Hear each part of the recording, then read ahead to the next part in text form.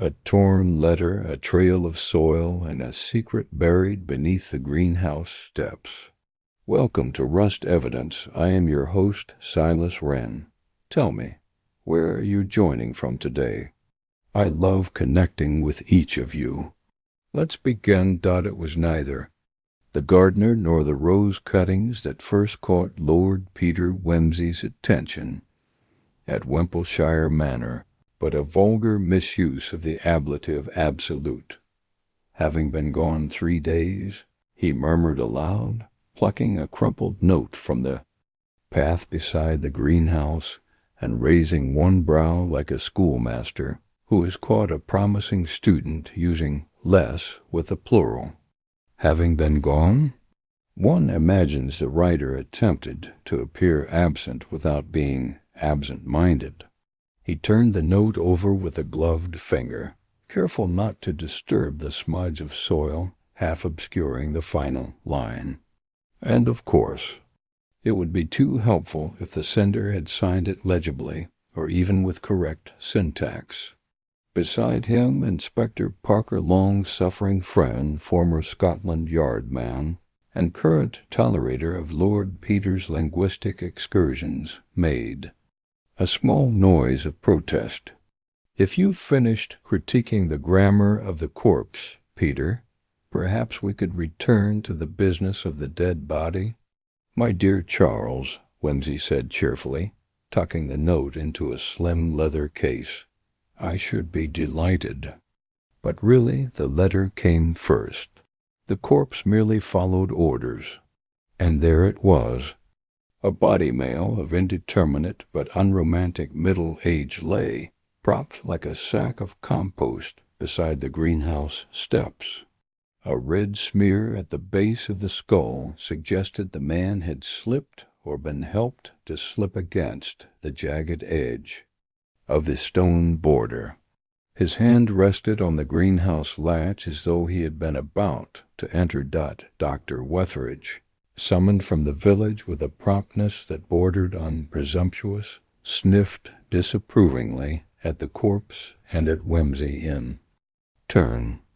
Between you and me, he muttered to Parker, I had thought the greenhouse was more dangerous to aphids than to humans. People who fancy themselves beyond danger, said Wimsey, who had excellent hearing when eavesdropping suited him, often find themselves quite embarrassingly horizontal before tea. The corpse was, as it turned out, Mr. Geoffrey Askell, a solicitor from Brighton, and until this morning an unwelcome house guest of Lady Albinia Faraday, owner of Wimpleshire Manor, occasional patroness of minor poets, and former doyenne of Anglo-Indian society before her retirement to Gloucestershire with her second husband and several hundred yards of silk curtains. Mr. Askell had been staying in the guest wing for 3 days, allegedly, on estate business. But even the parlour-maid had scoffed at that, and had taken to long walks, solitary meals, and, according to the gardener, prolonged observation of the greenhouse. I told him. Sir, said Eglantine, the gardener, a woman, with the suspiciously upright posture of someone who had read Woman's Realm too avidly, that the rose cuttings wouldn't bloom under stairs. Plants have their pride, same as anything. Indeed they do, murmured Wimsey. And presumably Mr. Askell's horticultural efforts were unrewarded, she sniffed. Wouldn't say. Just stood about or poked at the steps like he'd misplaced something. Like this? Wimsey produced the crumpled note again. Eglantine's eyes widened, then narrowed. Couldn't say he never mentioned no letter, but he did ask about the old glass traps, what we did with them. Curious, that. Wimsey pocketed the note and examined the steps. Charles, he called, observe this glass dust here, along the edge not yet swept up. And look, a smudge of shoe polish barely dried. Our solicitor appears to have been in rather a hurry, possibly tripped or was tripped during his literary pursuits. Parker knelt and gave the step a cursory inspection. That could be anything. He might have slipped on his own. The rain yesterday has nothing to do with this, Whimsy interrupted. Observe, the stone is dry, except directly around his collar, where the blood has spread. No sign of rainfall dilution. And look, do you notice anything odd about the greenhouse latch? Nothing obvious. Then allow me the pleasure. It's recently been oiled meticulously. Yet Mr. Askell's fingers are smudged with rust. He expected the latch to stick. Perhaps it always had, but it didn't. That, my dear fellow, is called sabotage in the first degree. Dr. Wethridge emerged from the house with the weary air of a man who has reluctantly formed a professional opinion. Cause of death is trauma to the occiput. No sign of prior illness. Time of death likely early this morning, 6 or 7 o'clock at the outside. Just in time for a gardener to be distracted by dew, murmured Whimsy. Or a letter to be misplaced on damp gravel. It was then that Lady Albina herself appeared draped in lavender and reproach, with a silver cigarette holder and the vague, accusatory air of a woman who had not invited death, but was now obliged to provide it with tea. Lord Peter, she said with a sigh of mixed relief and disappointment, do be clever and get rid of the mess. The vicar is coming for luncheon, and I simply cannot discuss rhododendrons over a corpse. Most distressing, said Whimsy sympathetically. And yet, Albina, you do seem to collect them. Corpses, I mean. Don't be beastly, she said. I merely offered the poor man a room. He arrived with a valise and a face like a mortgage renewal, muttered about matters of inheritance, and then took to writing notes at odd hours. Did you read any? Certainly not. I do not violate correspondence, even when addressed to my late husband. Ah, said Whimsy, so the letters were not for Mr. Askell himself? She blinked. He left them under the sundial, didn't? You know, little folded pages. I assumed he was one of those odd people who writes to the dead. Or to himself, which is not so very different. Whimsy gave a little bow. Indeed. But unfortunately it is the dead who have begun replying. Parker gave him a look. You mean the letter? No, said Whimsy lightly. I mean the man. Mr. Askell has said more in silence than most do in speech. Shall we examine his room? Lady Albina waved a hand vaguely. Top of the east wing. There's not much. He traveled light. No trunk, no shaving kit. And the valise, well, if you find anything useful in that, you are more of a magician than a detective.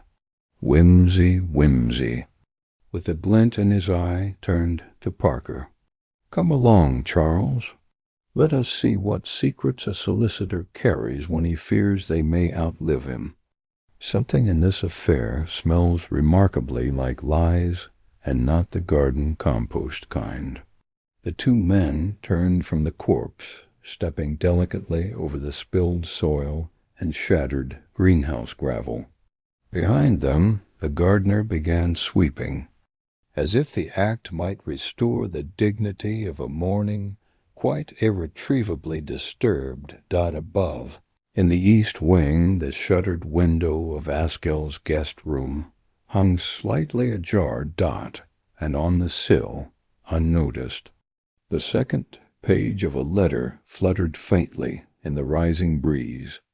The guest room at the top of the east wing had all the charm of a railway waiting room, with a stiff-backed armchair a serviceable bed, and wallpaper that had last been fashionable during the Crimean War. Whimsy stepped inside with a lightness of tread that suggested reverence or perhaps stagecraft. He crossed to the desk, a narrow Sheraton affair that looked too fragile to bear secrets, and gave the drawer a gentle tug. "Locked," he said, and pulled a narrow penknife from his breast pocket with a flourish. "I'm not above petty burglary?" "When the situation demands," Parker frowned. "Are we quite authorized?" "Charles," said Whimsy patiently, "if someone had murdered a man with a fountain pen, would you object to our examining the inkpot?" With a quiet click, the drawer yielded. Inside was a sparse collection, a well-thumbed railway timetable folded at the Brighton to Stroud route, a pair of spectacles in a cracked case, 3 envelopes addressed to a Mr. Algernon Fisk of Lincoln's Inn, with one bearing a half-written letter beginning, "You will understand, I trust, that the matter cannot be delayed any longer," and a small photograph in a tarnished silver frame. WIMSE.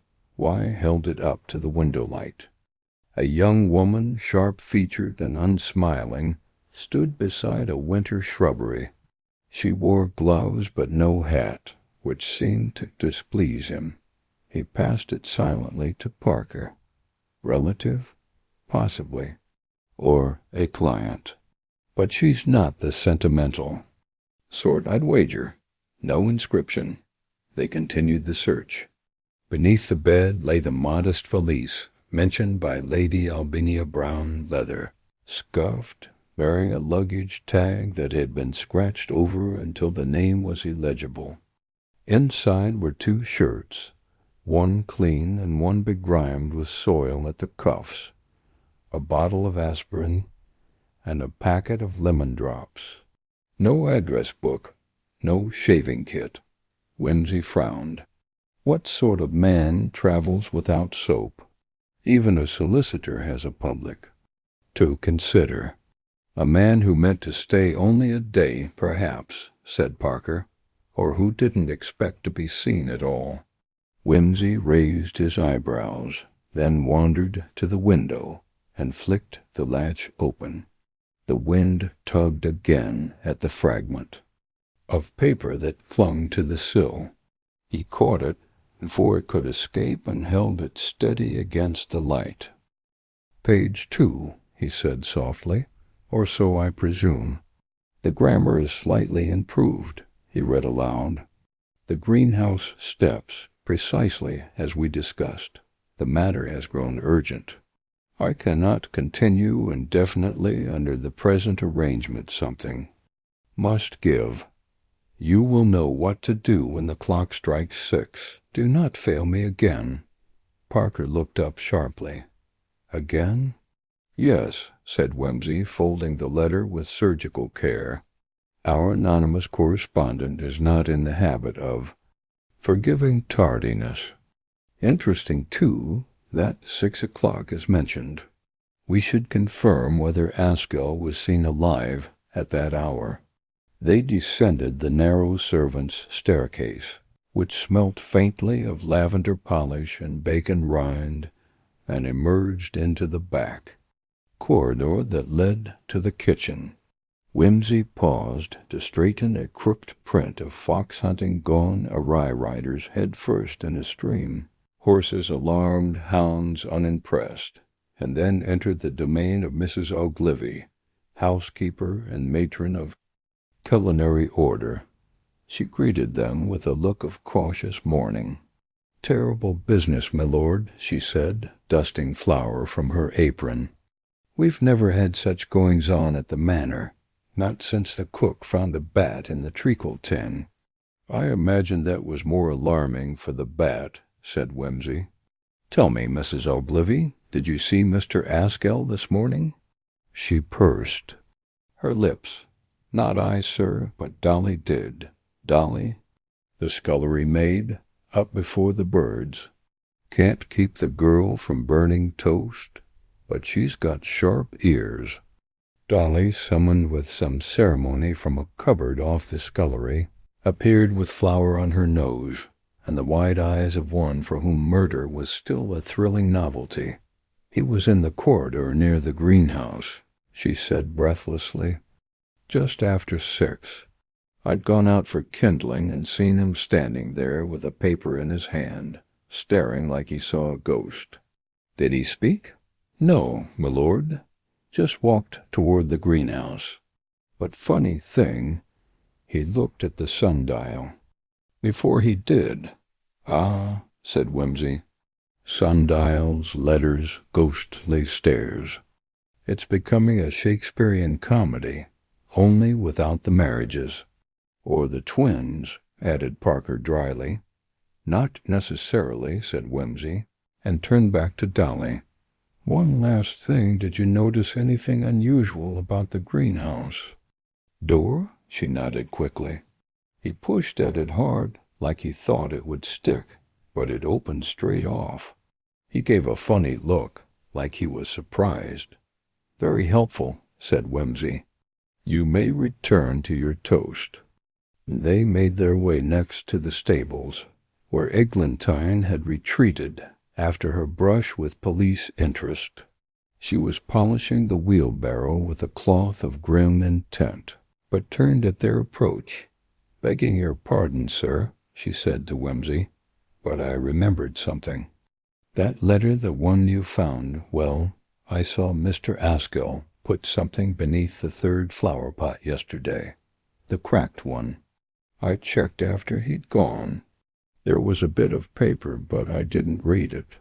"Discretion in a gardener," said Whimsy. "An admirable rarity. May I?" He strode to the greenhouse and lifted the flower pot. Beneath it was a small square of paper, damp but intact.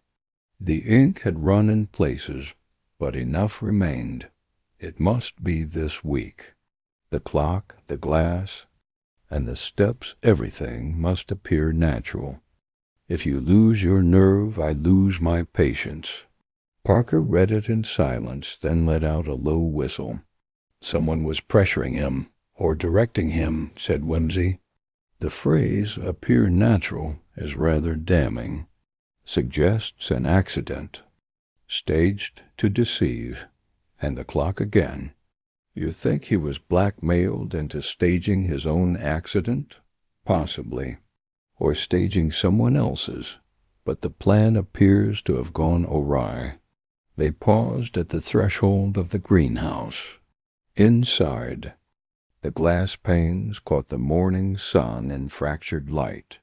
A single glove Askell's lay beneath the potting bench. Whimsy picked it up, examined the palm, and smiled faintly. "There's clay," he said, "but no blood. He dropped this before the fall. Why remove a glove unless one expected to handle something delicate?" He stepped inside, eyes moving. Swiftly, a patch of soil beneath the far table had been recently disturbed. Not enough for a plant too small, too shallow. Whimsy took a thin stick from the corner and prodded gently until it struck something solid. He knelt and brushed the earth away. It was a key. Old. Iron, worn at the teeth, but with a blue ribbon still attached, as though recently lifted from a drawer.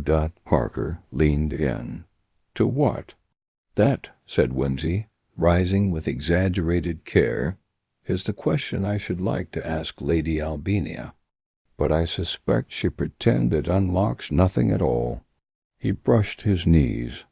Charles, our solicitor friend, was either part of a plan or its victim.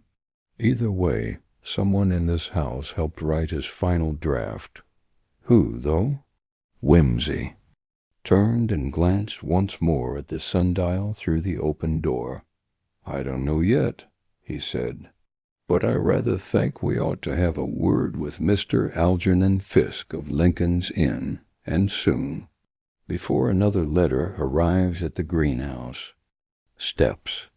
The letter to Algernon Fiske, though unsent and incomplete, proved an irresistible thread, and by late afternoon Lord Peter had arranged for it to be tugged gently, but with deliberate persistence.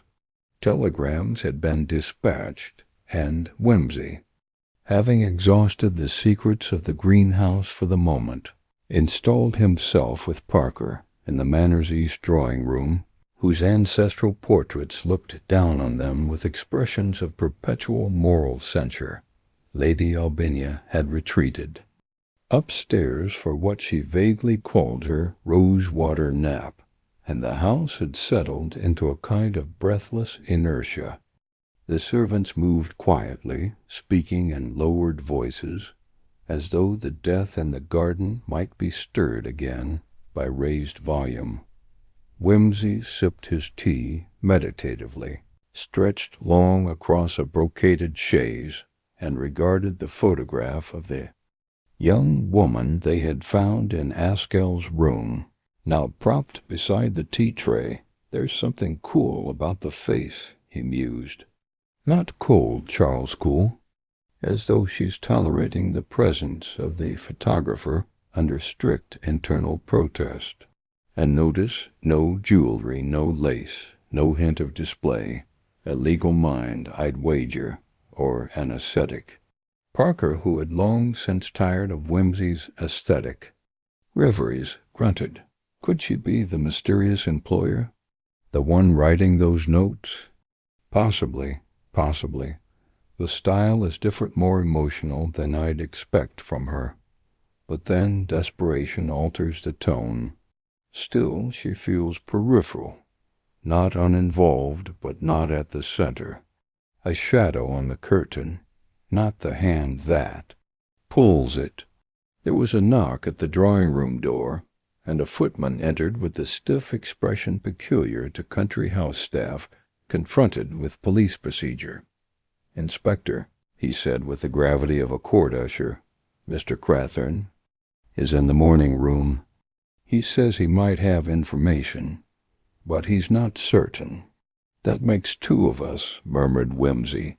"Let us see what certainty he can manufacture under gentle interrogation."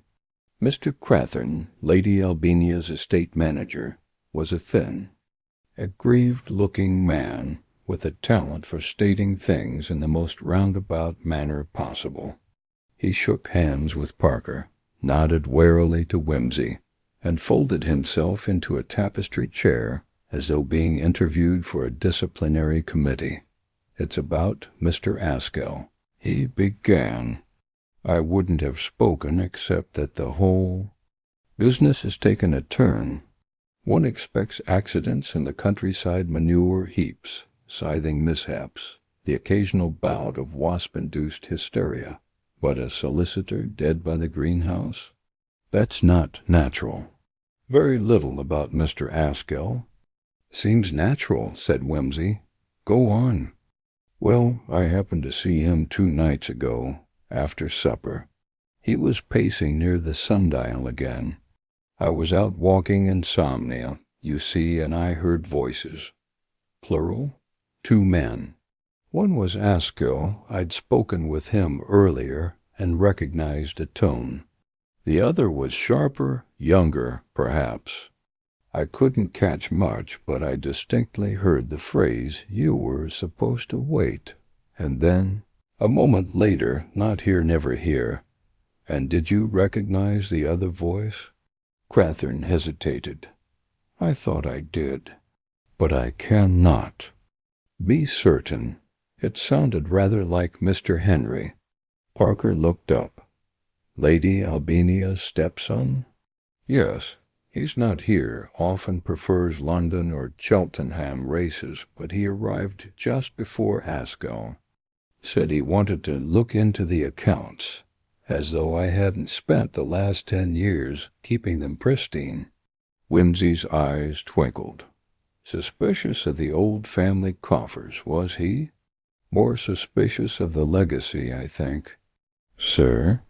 "Roland, Lady Albinia's second husband, left the estate in trust until his son reached 35. That's next month. Askell, being the solicitor, was naturally involved. And now Askell is dead, said Parker grimly. Indeed, said Crathern. And the paperwork regarding the final transfer, well, I happen to know it was incomplete. Askell hadn't signed the necessary documents. So young Henry, Whimsy said thoughtfully, stood to inherit everything, just as soon as a few strokes of the pen were made. And if Askell had objections, murmured Parker. Then delay would become dangerous, said Wimsey. Parker rose. We'd better speak with Mr. Henry immediately. They found him in the billiard room, executing a perfect 4-ball cannon, with the ease of one who found the physics of violence rather pleasing. Henry Faraday was 34, tall, and very nearly good-looking, in the glossy, equine manner of men who take riding too seriously, and literature not seriously at all. Detectives. He exclaimed, grinning, "Do come in." I thought the whole greenhouse affair would bring out the magnifying glasses sooner or later. You're very philosophical, said Parker, considering the victim was your father's solicitor. Askell? Said Henry, chalking his cue with studied nonchalance. Tedious chap.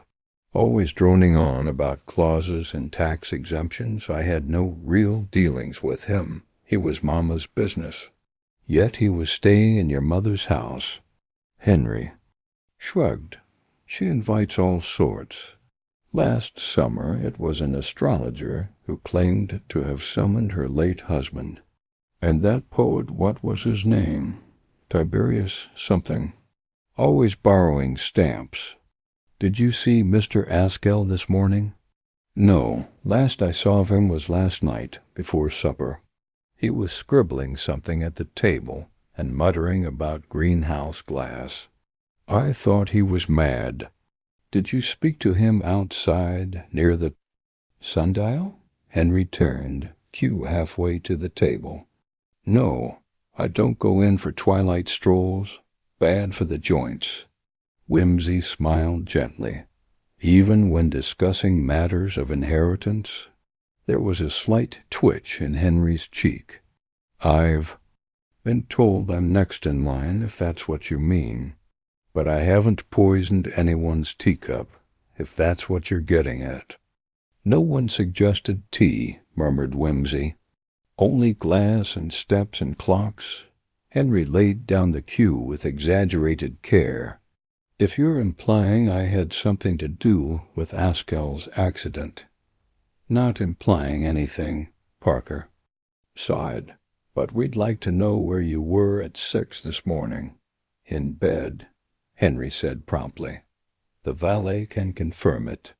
I'm sure he can, said Whimsy dryly, and will. Thank you, Mr. Faraday. They exited the billiard room and made their way to the upper landing, passing a maid who dropped a duster and turned white when Whimsy greeted her. He filed that for later in the library. Parker closed the door behind them. What do you think? Whimsy stood before the fireplace, fingers steepled. I think Henry is lying, of course, but not necessarily about the murder. There's a certain bluntness to his falsehoods almost charming, but it doesn't feel central. Who then? Theirs. A quiet someone. A presence that's more absent. A hand that left fingerprints only in what others failed to say. We are being guided, Charles, not toward a motive, but away from something. He turned to the shelves and selected a volume at random. The Decay of Lying by Oscar Wilde. Appropriate, he murmured. But the key, I suspect, is not who. Benefits from Askell's death, but who feared what he might reveal. And the notes? Still a mystery. But the repeated mention of 6 o'clock, it matters. Perhaps not just as a time. Parker frowned. What else would it be? Whimsy smiled faintly. A code, or a chiming bell, or a signal. We must, I think, visit the churchyard next. I have a hunch. Parker raised an eyebrow. Graves now? Always, said Whimsy. Dead men tell tales, especially when they're buried too near the truth. The churchyard at Wimpleshire lay a brisk 5-minute walk from the manor, just beyond the curve of the lane that locals still called Coffin Turn. It sloped gently toward the woods, flanked by crumbling yews and the sort of tombstones that leaned, conspiratorially, as though whispering centuries of scandal, into the moss.wimse. Y walked with the peculiar lightness of step he adopted when expecting either a revelation or a particularly bad pun.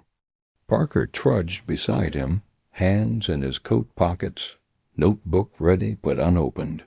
A crow called once from the trees, and fell silent again, died at the church gates. The Reverend Crispin Blundell awaited them, his pale eyes alert beneath a knitted brow, his cassock flapping about his ankles in the rising breeze. He gave a deferential nod and extended a bony hand. Lord Peter, Inspector, you come on solemn business, I take it. Almost always, said Whimsy cheerfully. You might say we specialize in things that are both solemn and inconvenient. Thank you for agreeing to meet us. Blundell inclined his head. Lady Albinia sent word. Tragic business. Poor Mr. Askill. I cannot say I knew him well, but he seemed wary. Of whom? Parker asked. Blundell paused. Of everyone. His conversation always seemed directed more at shadows than people, and he asked odd questions about timekeeping, church bells, even access to the crypt. Ah, said Whimsy, his eyes brightening. That is most interesting. What precisely did he ask? Whether the bell tower still functioned, whether anyone came here at dawn. And Blundell gave a tight smile, whether it was possible to hide something beneath a slab unnoticed. Parker frowned. And what did you tell him? That the tower clock chimes every half hour between 6 and midnight, as it has done since the Restoration in 1842, and that our sexton, Mr. Griggs, would be the man to ask about slab lifting. But Griggs is nearly deaf and rarely helpful before breakfast. Does the bell strike at exactly 6? More or less. It's mechanical, so it drifts a minute or two unless wound daily. Mr. Griggs does so, but he is not, how shall I put it, obsessed with punctuality. Whimsy turned to Parker. And there's our clock. The note said, when the clock strikes 6. Not a figure of speech, Charles, but literal. Something was timed to the chime? Parker scribbled a note. And the sexton? Lives in the cottage beside the lich gate, Blundell said. He may be able to tell you whether Mr. Askill came poking round before dawn. Griggs, when found, was weeding his vegetable patch with the grim perseverance of a man who no longer expected surprises. He proved truculent at first, claiming no memory of any solicitor, and no reason to speak with the likes of the police, but he softened when Whimsy admired his rhubarb. Come out here Monday, he did, said Griggs, scratching the back of his head with a trowel. Asked about bells, like you say. Seemed nervous. Looked over his shoulder like a rabbit before a thunderclap. I said the tower's locked most days. Too many vandals with gin and a passion for acoustics. Did he try to get inside? Griggs shook his head. Didn't even ask for the key. Just stood by the steps looking up, like the belfry was going to answer back. Was he carrying anything? A little case. Not much. But later I found something odd behind the chapel. Come see. They followed Griggs round the side of the church, past a weather-worn statue of St. Michael, to where a low wall enclosed a gravel path. There, half buried in ivy, was an old ventilation grate covered with a rusted mesh. Something white had snagged. Beneath it, Whimsy knelt and used his stick to lift it clear, a folded slip of paper, torn at one corner and smeared with earth. He opened it carefully. "Move it before dawn," he read. "The key is no longer safe. Too close to the sundial. Use the bell as signal. Don't delay." Parker gave a low whistle. So Askell left a key near the sundial, but someone feared discovery and tried to retrieve it before 6. Precisely. And Askell came too early or too late. He may have caught the other party in the act. Hence the panic. Hence the blow. But why the greenhouse? Whimsy looked up at the tower. Because it's within earshot of the bells, a prearranged signal. The killer needed confirmation the key had been found, or needed Askell to act at the moment of the chime.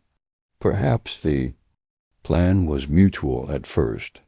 Then it turned. They returned to the rectory, where Blundell poured lukewarm tea with priestly efficiency and offered them stale ginger biscuits. Whimsy, who had a special horror of dull tea, declined politely and inquired instead after burials. "We keep precise records," Blundell said. "Though our last burial was 2 months ago, a Miss Temple, of North Pasture. No recent crypt use. Could one enter the crypt unnoticed? Not unless very nimble. The access is behind the altar and requires 2 keys. One is here. The other traditionally was kept at the manor. Sir Rowland liked to feel involved in village tradition." Whimsy straightened. "Would you recognize the manor key?"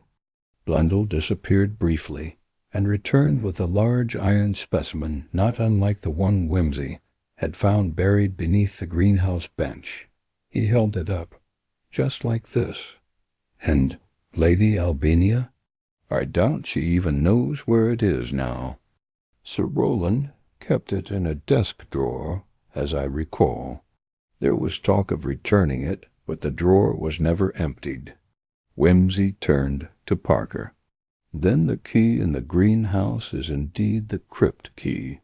Askell had it, hid it, then sent a message. Someone tried to intercept it. And now he is dead." As they walked back to the manor through the yellowing light of late afternoon, Parker said, "It still doesn't answer what was meant to be moved before dawn." "No," said Whimsy, eyes narrowed. "But it does suggest why Askell looked so pale. Whatever he intended, it was interrupted. He feared exposure. Possibly he feared he was becoming expendable." Back at the manor, a scene was brewing in the morning room. Lady Albania stood at the fireplace with the indignant carriage of a woman on the verge of hysterics but refusing to let it wrinkle her taffeta. Before her stood a new arrival, a stern man with steel-gray hair and the expression of one whose letters never go unanswered. "I told him you were resting," she snapped at Parker, but Mr. Fisk insisted. "Says he's here on legal business." "Algernon Fisk," said Whimsy warmly. "My word, that was quick." Fisk bowed curtly. "I received your telegram and drove down at once. If what you said is true, Askell is dead, then a number of matters must be addressed at once, such as the status of Sir Rowland's estate. Askell had not completed the trust transfer.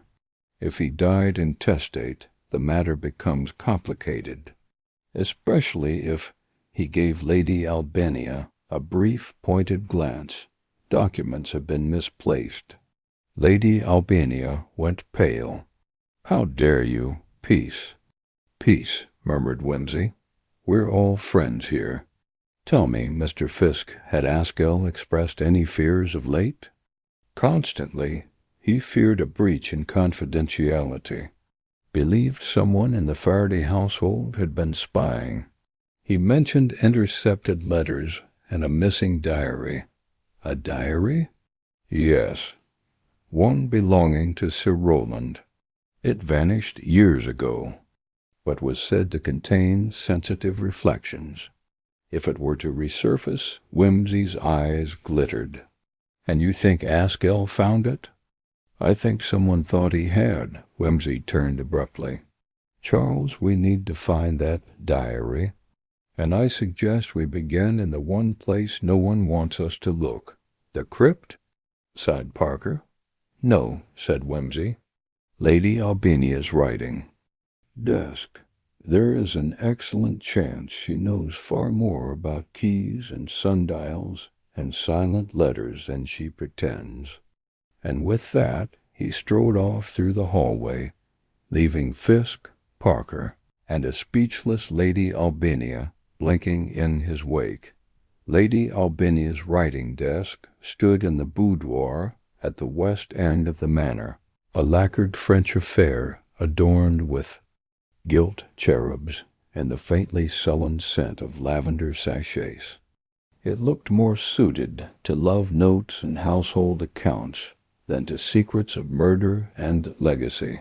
But Lord Peter Whimsy had long ago learned not to be deceived by appearances, especially when cherubs were involved. Lady Albania, having recovered from her mortification in the morning room, now stood stiffly beside the fireplace, arms folded across her silk bodice. "I hardly see what rummaging through my personal correspondence has to do with Geoffrey Askell's unfortunate accident," she said with an air of brittle dignity. "My dear Albania," Whimsy said, examining the desk with a botanist's delicacy, "if it were merely an accident, I should be off discussing Plato with the vicar or playing Beethoven to the roses. But when a man falls dead with a pocket full of unsigned legal drafts and cryptic letters about church bells and buried keys, the inquiry must necessarily take on a broader architectural sweep." She sniffed. "You always were theatrical, Peter." "True. But consider how very often the murderer is also a dramatist, just with fewer curtain calls." Without waiting for permission, he opened the desk's top drawer. It yielded nothing but the usual flotsam of genteel life: ivory paper, a broken sealing wax stick, 2 hotel menus, Paris, 1937, and a flattened sachet of dried violets. "Harmless," he murmured. "But look, there's a hidden groove here." He slid the drawer aside, exposing a false back panel, and pressed gently. It clicked. Out came a small compartment. Inside, a red leather notebook, scuffed at the corners. Whimsy picked it up, turned a few pages, and gave a low whistle. "Sir?" "Rowland's diary," he said. "Rather a shame it never made it to print. One chapter's devoted entirely to the failed drainage of the East Field. But there's more." He held the book open. "Listen, May 19th. Woke at 4, disturbed by noise from the tower. Albania says I was dreaming again, but the bell tolled 6 times and no one wounded. Must investigate. Fisk says he removed the spare key after last time.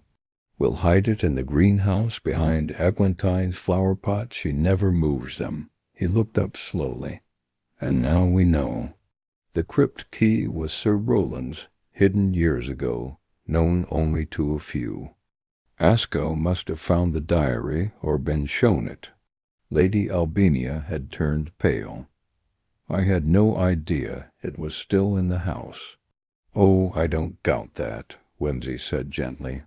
But someone else did, and feared it. Parker, who had been quietly turning through the remaining drawers, now straightened with a frown. Peter, look at this.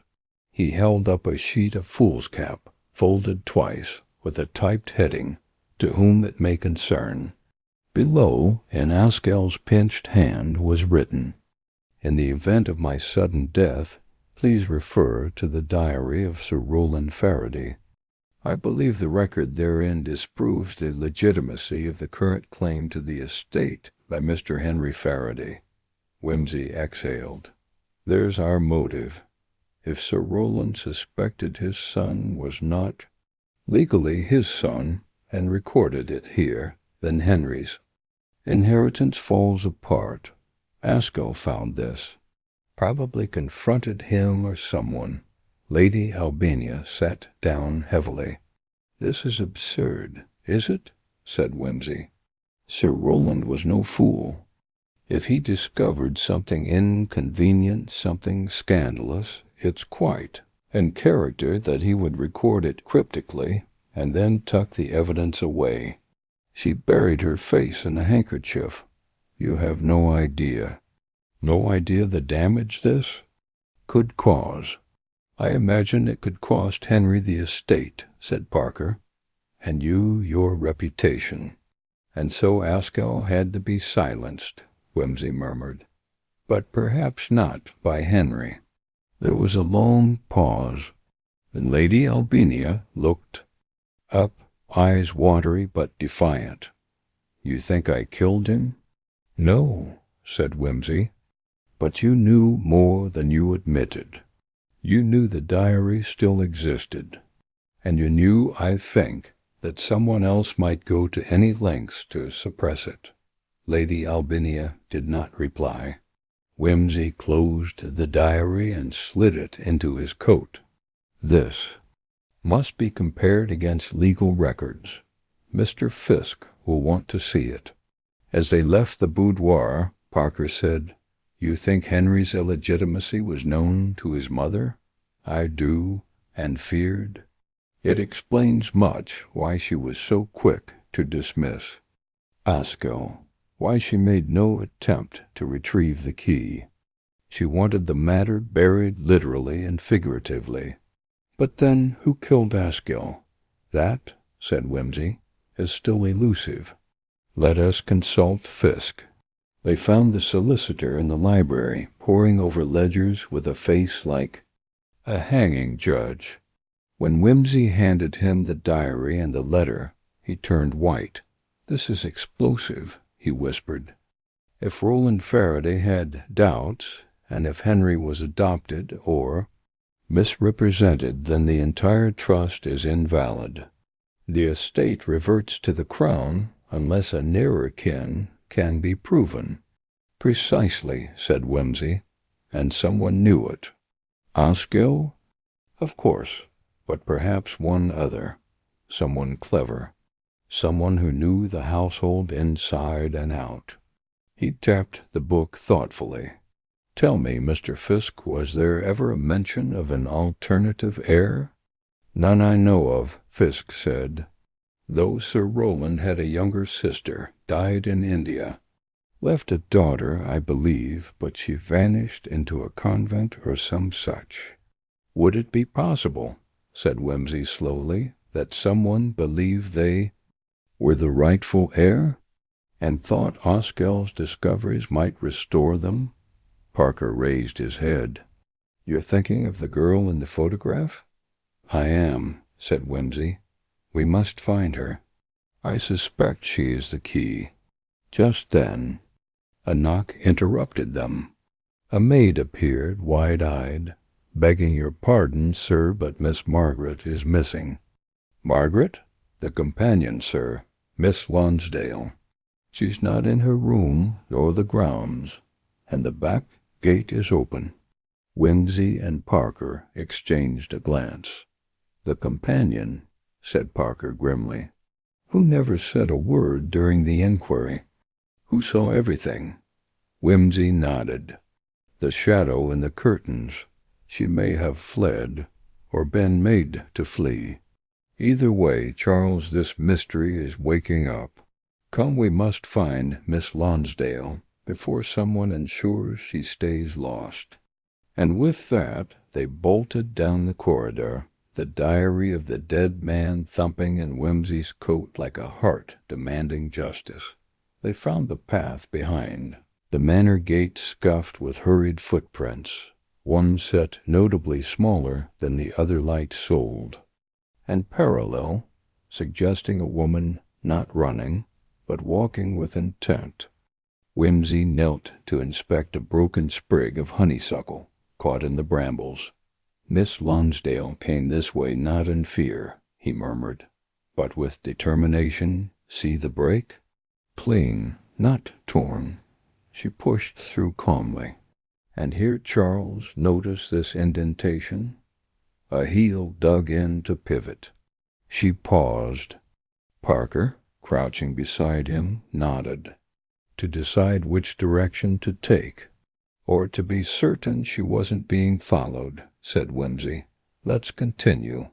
The path narrowed into a tunnel of elder and overgrown hawthorn, the sort of woodsy borderland that marked the end of the manor's civilized gardens and the beginning of true countryside.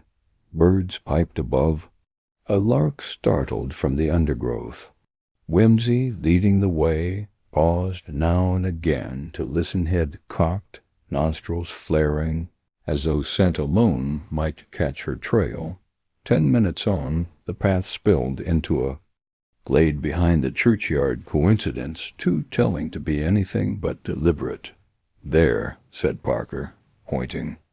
A figure in gray stood beneath one of the old yews, back turned, arms folded. She did not startle when they approached. "Miss Margaret Lonsdale, I presume?" Whimsy said gently. She turned slowly. Her face was pale, framed by a severe bun now, unraveled slightly at one temple. The expression she wore was neither frightened nor surprised. It was weary, as though a weight long borne had finally dropped and bruised her. "Yes," she said, "I knew you would come. I hope you don't mind our forwardness," Whimsy said. "But when companions vanish after a murder, it tends to catch the eye." She gave a wan smile. "I suppose it does. May we speak frankly?" "I think we must." Whimsy gestured to a fallen tree. She sat, folding her hands primly.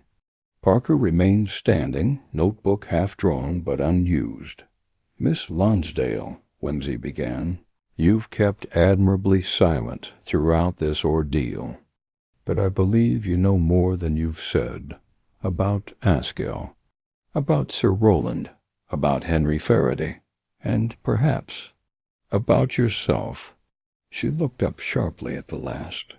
"Your photograph was among Askell's things," Whimsy continued. "Tucked away, unsentimental, but not discarded. And I believe it is not because he loved you, but because you were part of the case he was building. A legal case, one he was frightened of." She blinked. "He wasn't frightened of me. No, he was frightened of what you meant." She hesitated, then looked down at her clasped hands. "I am Margaret Temple," she said softly. Whimsy gave a quiet nod. "The daughter of Sir Rowland's younger sister. My mother died when I was 10. My father left us in Bombay. I was taken in by a mission school, then a convent. When I turned 21, a letter reached me sent by my mother before her death, but delayed in some tangle of sea mail. It explained everything, my lineage, my uncle, his estate. I never cared for the money, but I did care that my mother had been erased. No mention of her. No remembrance in the will. Not even a portrait. You came to England? Yes. Quietly. I took a position in Bath. Then, by a most improbable coincidence, or so it seemed at the time, Lady Albinia's companion left suddenly. A mutual acquaintance recommended me. When I heard the family name, I applied. And once here? Parker asked. I began observing, listening. I suspected, but couldn't prove that Henry was not Sir Rowland's legitimate son. But I had no proof. And then Geoffrey Askell arrived. You told him? I showed him the letter and my mother's birth certificate. He grew nervous at once. Said it would shatter the trust if proved. Said he needed more. I didn't press, but then he found the diary and told you? No, he avoided me after that. Grew tense, secretive. I believe he planned to confront Henry or Lady Albinia. I think he hoped to force a confession. Whimsy nodded. And the night before he died? I saw him by the sundial. He was waiting. Someone met him there. I couldn't see who. It was too dark. I heard only Snatch's clock move at 6 o'clock sharp. That was all.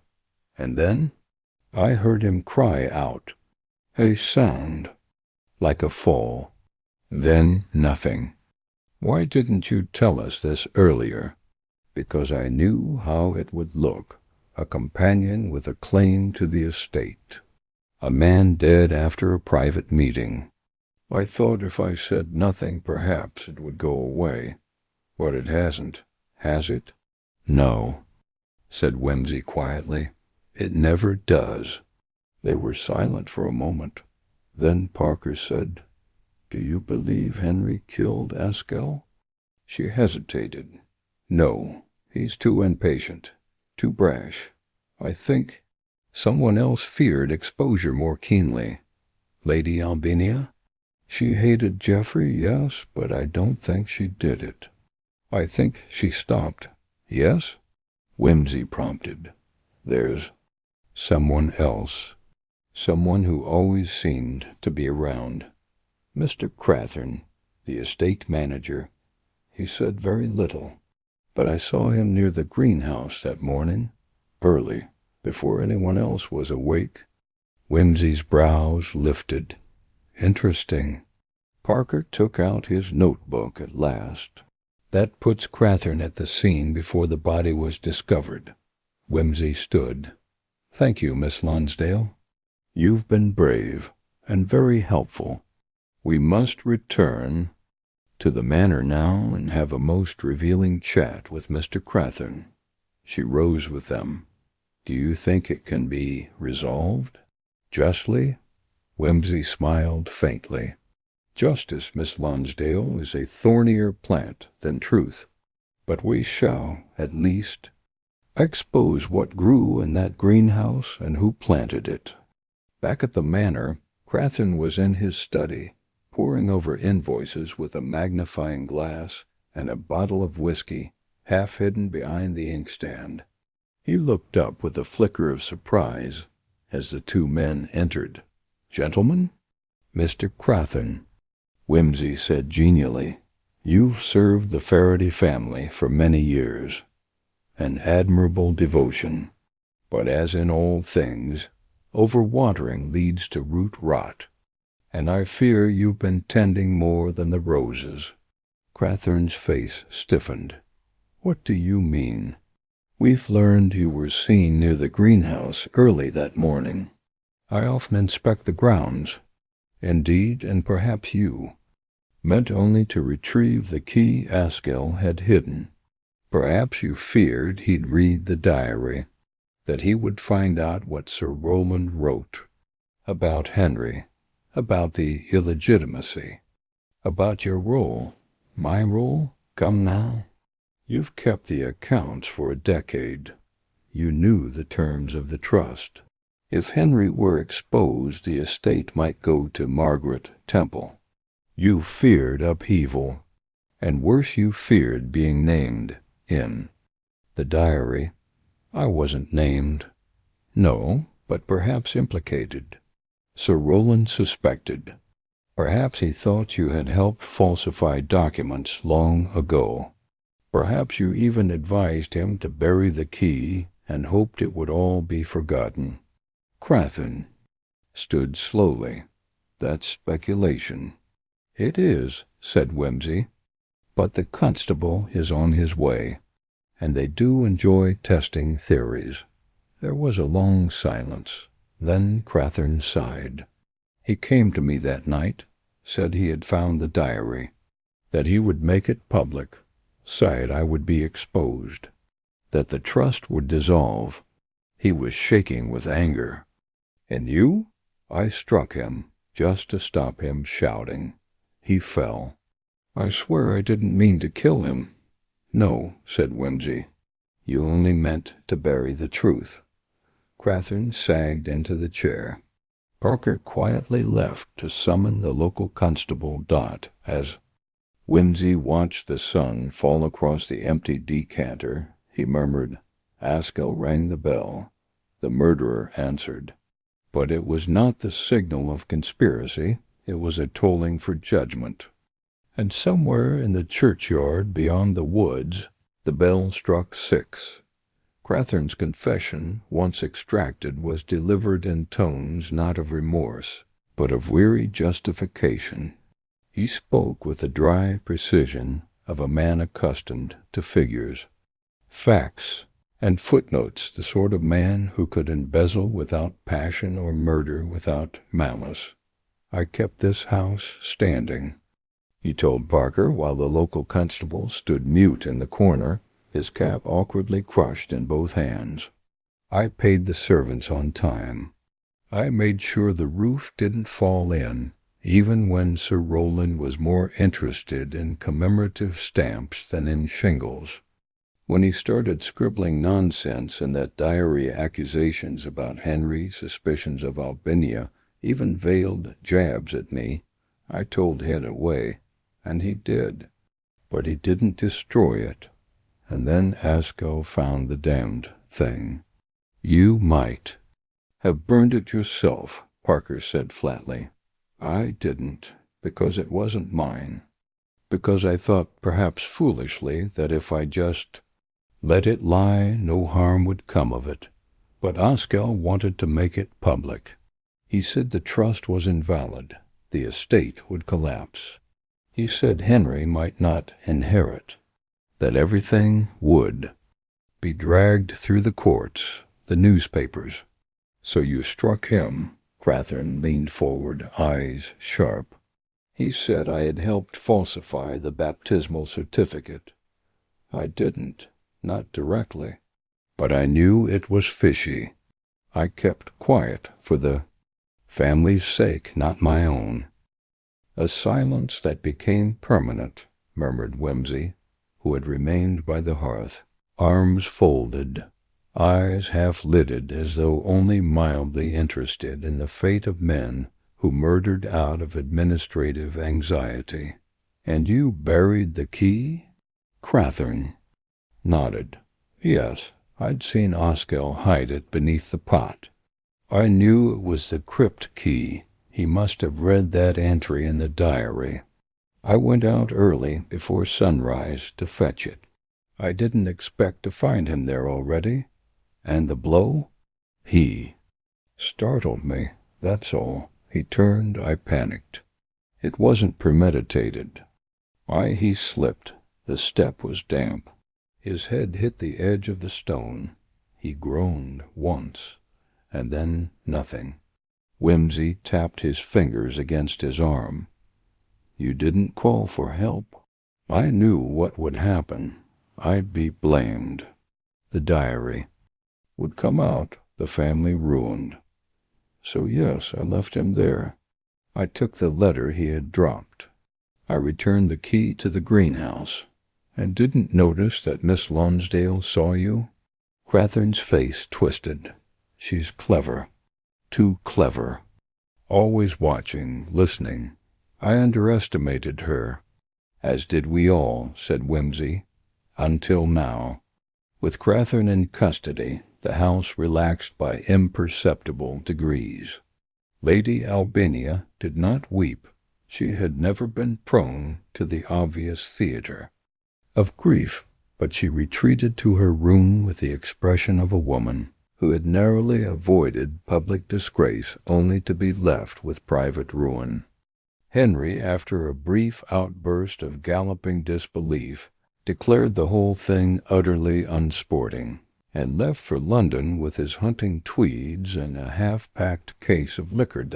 It was in the Rose Garden, just after luncheon the next day, that Whimsy found Margaret Lonsdale Knee Temple standing near the first blooms, her hands clasped lightly in front of her. The air smelled faintly of earth and rain-washed petals. She turned at his approach. "Has it ended, then?" "For Catherine, yes," said Whimsy. "He'll face a jury. I doubt the sentence will be lenient, but the judge may recognize a crime born not of hatred, but of misplaced loyalty." She nodded slowly. "He wasn't cruel, just afraid." "Fear makes fools of us all," Whimsy agreed. "And sometimes corpses." Margaret smiled faintly. "And the diary?" "Fisk has it now. I believe he intends to verify your claim. There may be legal delays, there always are, but you are, by birth and record, the nearest lawful heir."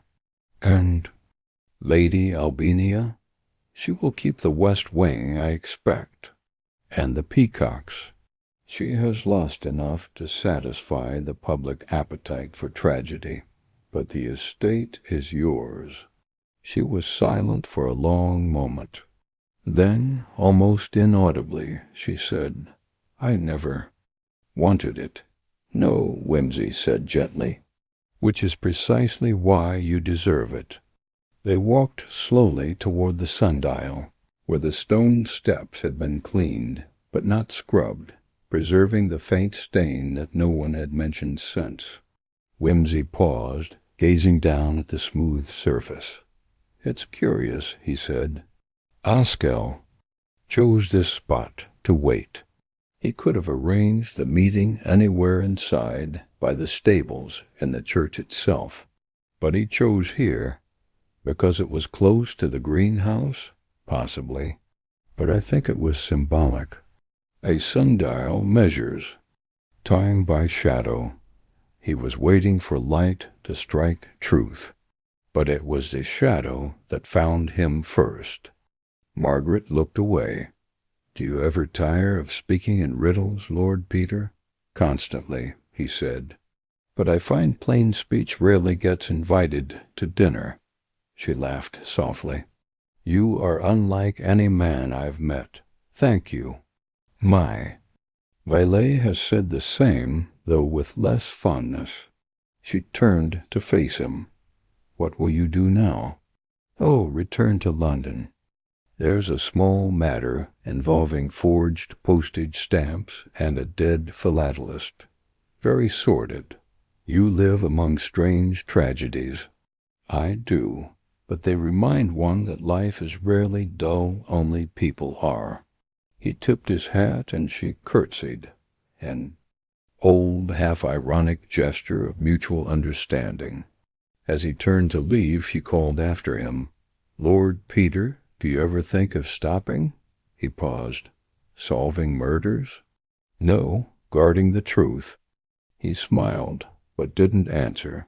Later, as the sun dipped behind the yew trees and the house sank once more into its twilight hush, Whimsy departed Wimpleshire Manor with the diary in his pocket, and a rose tucked absently into his lapel.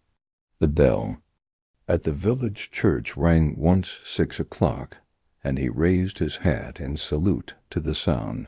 "Punctual, at last," he said, "and not a moment too late."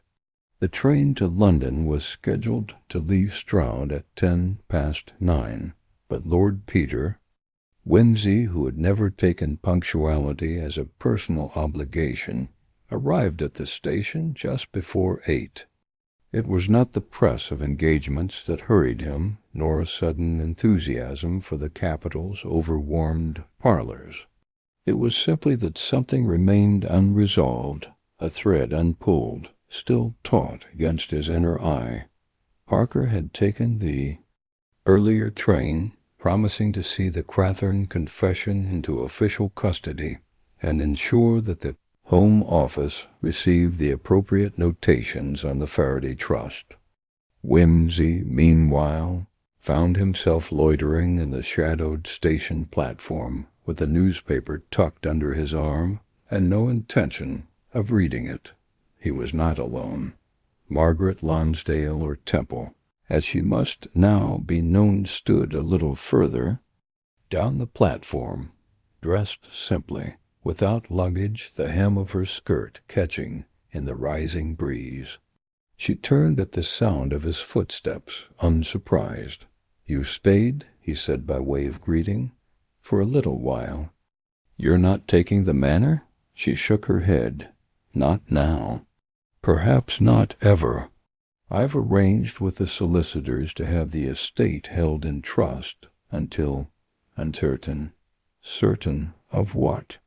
"That it doesn't belong to ghosts." He studied her profile. "You think ghosts make poor landlords?" "I think they don't leave the rent unpaid," she said dryly.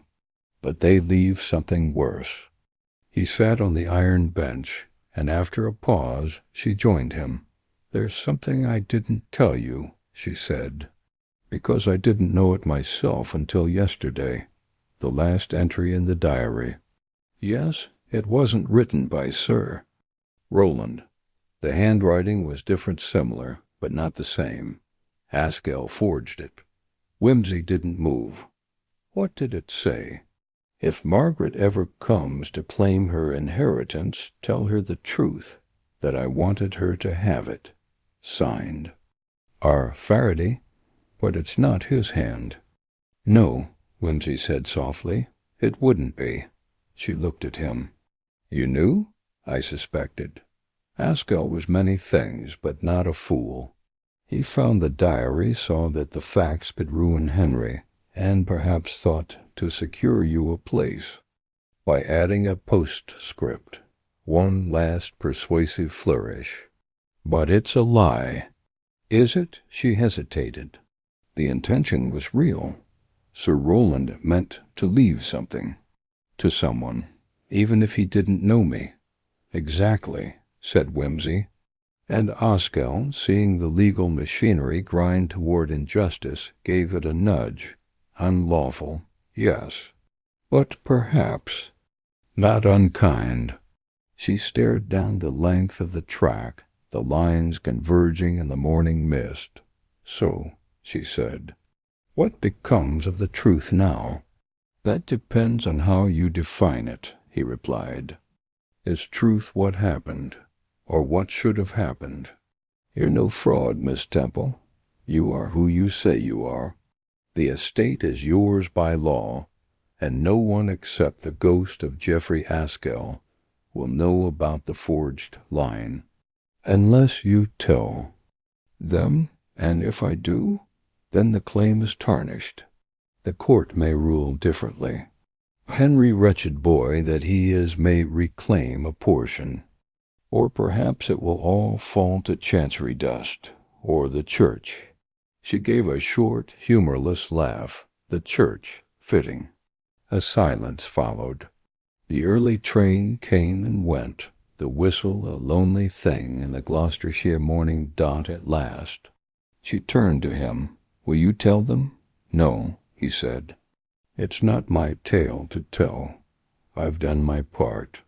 I've chased the footprints and dusted the flower pots. The moral scaffolding is yours." "And what would you do?" He gave her a crooked smile. "Oh, I'd leave the diary in a locked drawer and go abroad for 6 months, return with a tan and say nothing at all. But that's only me. I'm not noble, only nosy." A voice crackled over the station loudspeaker. incomprehensible save for the numbers 9 and 10. Margaret rose. I should go. Where? To the house. There are papers, signatures, people expecting decisions. Will you make them? I think so. She extended her hand. He took it, surprised by the firmness of her grip. You've a good hand for holding things together, he said. Don't let the old ghosts make a ruin of it. She smiled.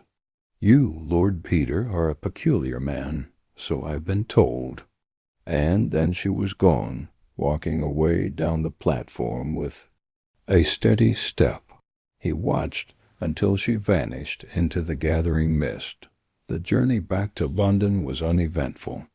Whimsy read the Times crossword and did not complete it, sipped indifferent tea, and stared out at the passing countryside with the abstracted air of a man filing mental footnotes at Duke's Denver house that evening. Bunter met him with a glass of whiskey and a list of messages. One from the Foreign Office, one from your tailor, and two from a Mrs. Darlington insistent. Whimsy winced. Tell Mrs. Darlington I've fled the country. Let the Foreign Office wait, and the tailor be rewarded for his persistence. Very good, my lord. And Bunter? My lord? I think I shall take a rest from dead men for a while. Perhaps the living will prove more diverting. Of course, my lord. Shall I unpack the travel rug or prepare the evening suit? Whimsy smiled. Let's be mad. Prepare both.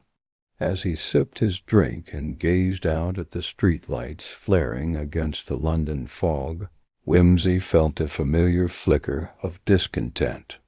The case was solved, the murderer in custody, the air restored, the household dissolved like old paper in rain, and yet something lingered, not doubt. No, the facts were clear, the logic sound, but a taste, a residue, a sense that in righting a wrong another had been committed, that Geoffrey Askell, precise and frightened, had not died merely from a blow, but from the weight of truth too long postponed. He would write a letter, he thought, not to Margaret, not to the court, to himself, and then he would file it somewhere, between crypt keys and sundials, and forget it entirely, for Lord Peter Whimsy, as ever, preferred his truths shaken, not stirred, and always with a twist, by the end of the week. Wimpleshire Manor had become quieter than a tomb, not the Gothic sort that hints at restless spirits, but the well-swept, silently echoing kind that speaks of wealth, regret, and a lifetime of silken repression. The gardeners clipped hedges in silence. The housekeeper walked the halls as though listening for ghosts, and in the village below tongues wagged with renewed enthusiasm for scandal that, for once, was not agricultural. Margaret Temple had not officially taken possession. The papers remained unsigned on Mr. Fisk's desk, and she, with the calm deliberation that seemed her natural mode, had neither returned to London nor made a formal claim. She lived instead in the dour cottage on the estate's edge, modest structure formerly occupied by a gout-ridden uncle, and now filled with sunlight and unanswered letters. Whimsy, despite his protest of retirement and Bunter's gentle attempts to remind him of neglected engagements, returned to Gloucestershire the following Thursday. I thought you said you were done with ghosts, Parker remarked dryly when Whimsy appeared in his office unannounced. I am, said Whimsy, dropping his hat on the nearest chair, but I've never been done with puzzles, and this one keeps tapping at the window. Which puzzle? Crathern confessed. Margaret inherits. The rest is paperwork, is it? Whimsy leaned against the desk. You were at the inquest, Charles. Did you notice something odd about the timetable? Parker frowned. It matched what we'd established. Askell was seen alive by the scullery maid shortly after 6. He entered the greenhouse. Crathern confessed to confronting him then. Exactly after 6. Yes, the bell had already struck. And yet, Whimsy said, the signal Askell left the final letter hidden behind the chapel grate read, "Move it before dawn." The key is no longer safe. Use the bell as signal. Don't delay. Parker blinked, which suggests he expected action before the bell, not after. Whimsy nodded. Yet Crathern said he met Askell at the greenhouse after the bell. Claimed he went to retrieve the key, found Askell, and panicked. That always bothered me. You think he lied? I think he may not have known he was lying. Parker raised an eyebrow. Meaning? Meaning, said Whimsy, straightening. There was someone else. Someone who arrived before 6. Someone who moved the key, intercepted the message, and then vanished. Parker stood. You think there was another player? I think there always was. A second presence in the game. Crathern acted to protect himself, yes. But someone else acted first, perhaps, to protect something far older. They returned that afternoon to the churchyard, where the shadows lay. Long against the stones and the ivy clung in quiet conspiracy. Reverend Blundell greeted them with his usual solemn hospitality, and once more they found themselves standing at the door of the bell tower. I'd like to inspect the mechanism.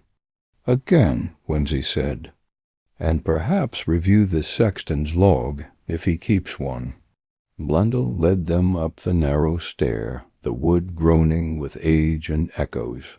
The bell mechanism, a curious and ancient assembly of gears, pulleys, and counterweights, filled the chamber. With a sense of restrained violence, Parker crouched near the floor. Recently oiled, he noted. See, fresh residue. Blundell looked surprised. I assure you Mr. Griggs hasn't been up here in weeks. He claims the climb aggravates his gout. Then someone else has. Whimsy examined the gears then, turned to the bell rope. A small ring of wax clung to it near the lowest knot. Charles, he said softly, do you see this? Parker nodded. Sealing wax. Askell used it. And someone used it here to time the bell, perhaps. A signal rigged not to a clock, but to a listener. If the bell rang twice, once manually, once by mechanism, it might send a message. And who would hear it? The person waiting in the crypt. Blundell looked alarmed. But no one has been in the crypt for years. Not officially, said Whimsy, but the key was in circulation. Askell may have placed something inside, or met someone there. That evening they descended into the crypt. The air was cool, tinged with mildew and the heavy hush of long, undisturbed spaces. The walls were lined with plaques and stone tombs, most unreadable in the lantern light. At the far end, a large iron slab had been moved aside. Recently. Parker knelt. Scratches. Fresh. Something was opened here. Whimsy gestured to the adjacent niche. And look, footprints? Small, not Askell's, a woman's. Parker looked up. Margaret? Perhaps. Or someone else. Someone older. Someone who knew. He drew a breath. Charles, do you recall the name Margaret Temple mentioned when she spoke of her mother? Parker frowned. Eleanor. Eleanor Faraday. And do you recall the last name? In Sir Rowland's diary? No, let me remind you, Whimsy said. D. if returns. must be cautious. Albinia must not know. That wasn't Eleanor. That was Emily, Emily Faraday. Parker's eyes widened. Sir Rowland's sister. Whimsy nodded. Who supposedly died in India. But she didn't. No, she returned, quietly, and she was here at the crypt before Askell ever arrived. They found her at the Dower cottage that night. The housekeeper said she was resting, but when they knocked, the door opened not to Margaret, but to an older woman with Margaret's eyes. You came, she said simply. You knew we would, Whimsy said. She nodded. My name is Emily Temple. I was Eleanor's sister, Margaret's aunt. I came back when Eleanor died. I took her place in the convent records. She had children. I did not. It seemed fitting. Eleanor had loved England. I had not. Whimsy said nothing. I came to see the estate, to see what my brother had made, and I stayed. Albinia never recognized me. Crathen may have suspected, but he kept quiet. And when Margaret came, when I saw her face, I realized she would need someone. She didn't know who I was. She still doesn't. You were in the crypt, Parker said. She inclined her head. Yes, Geoffrey knew. He promised not to tell. He said he'd protect Margaret, but then he began meddling. He was going to expose everything, not just Henry, but me. And so you warned him? I tried. I told him not to ring the bell, that the signal would be heard, that Crathen might act. You didn't strike him. No, but you moved the key. Yes, to stop him from going further, but it was too late. There was a long silence. What will you do now? Whimsy asked. Emily looked down at her hands. Leave, before she knows. Margaret must inherit on her own strength, not through pity. She would not pity you. She would love me. That is worse. I cannot bear it. The next morning, Whimsy found a letter on his breakfast tray. It was unsigned, but written in the same elegant hand that had once copied. A birth certificate. I go where I have always belonged in the footnotes. You, Lord Peter, belong in the margins between truth and tact. Thank you for seeing both. Tell her nothing. Or everything. She is strong. As Faraday's tend to be. Wimse.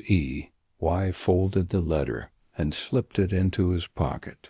He would tell Margaret nothing. Not today. Some truth. After all, Bloom in silence. By the second Sunday after Crathen's arrest, Wimpleshire had begun to settle, though settle in this case meant returning to its customary undercurrent of decorous gossip and half-sincere sympathy wrapped in linen napkins. Church attendance was up.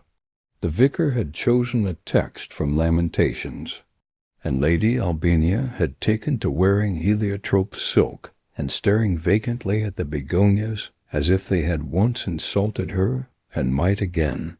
Margaret Temple had made no announcement, no triumphal entry into the Manor's drawing-room as the rightful heir.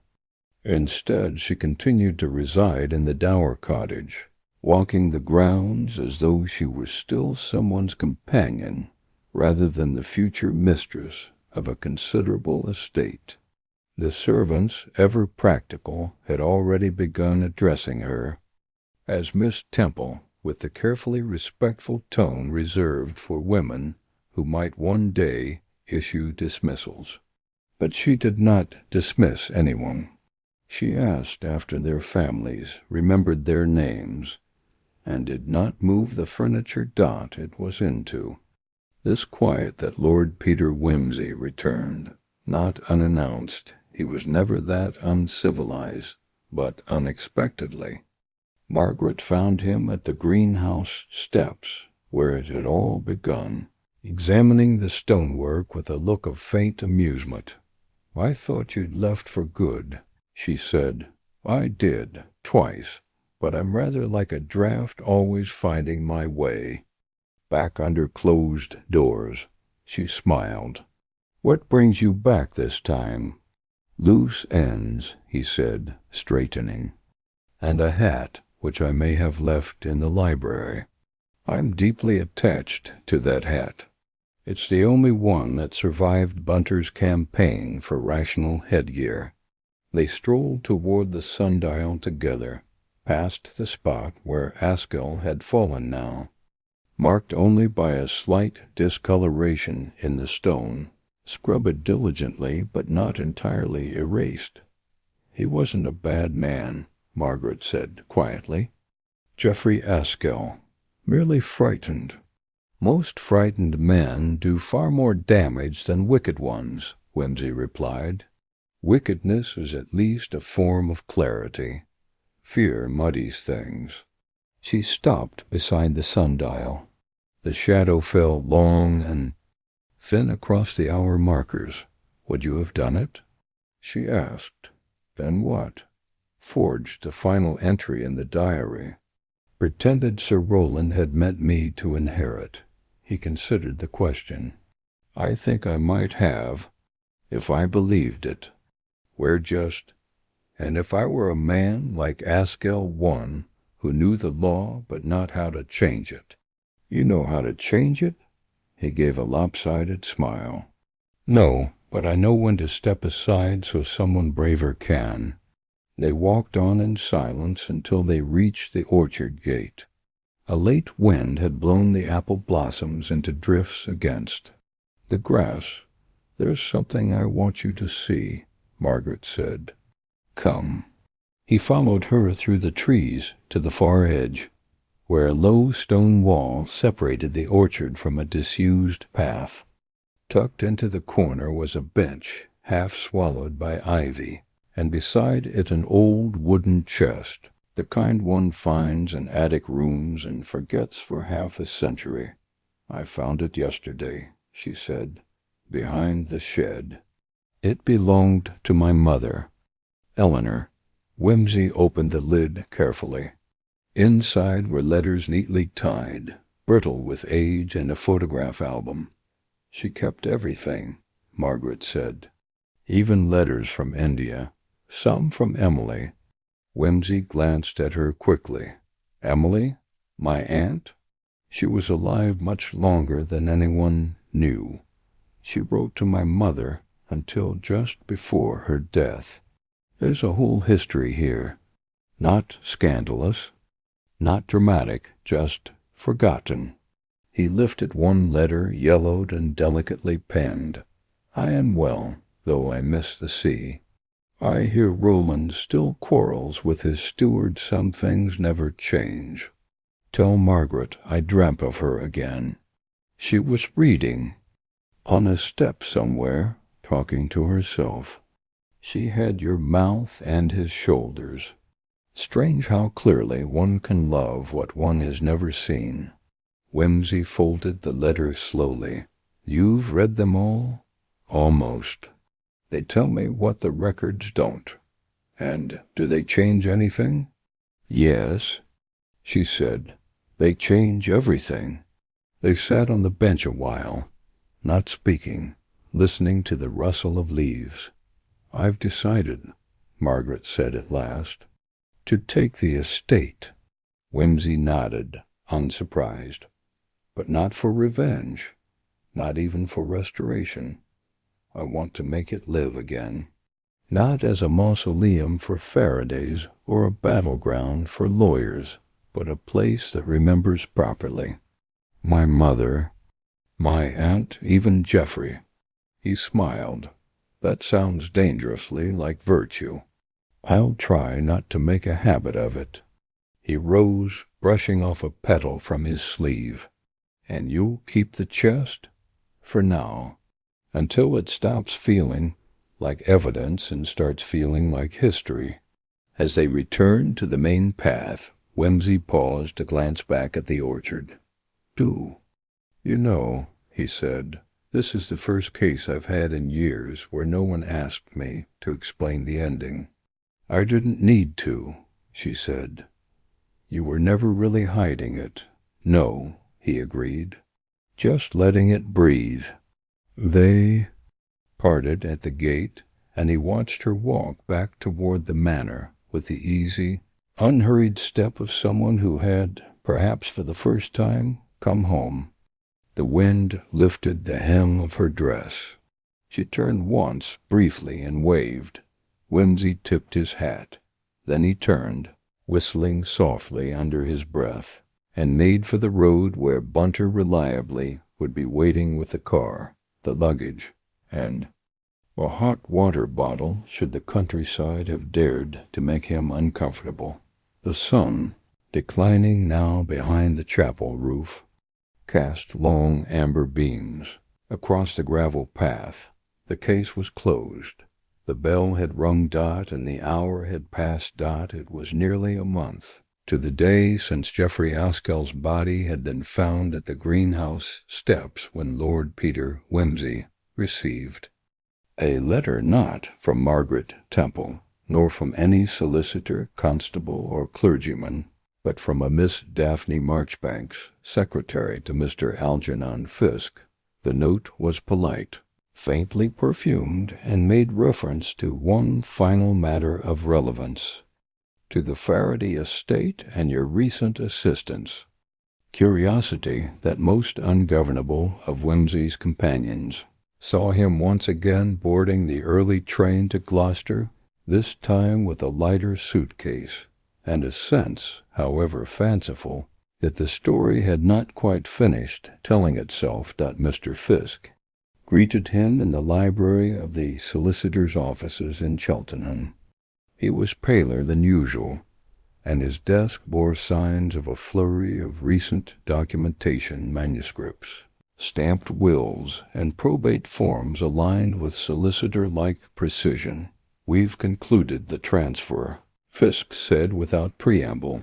"Miss Temple has signed. Lady Albania has accepted her settlement, and the trustees have been notified." "All very efficient," said Wimsey. "So why summon me?"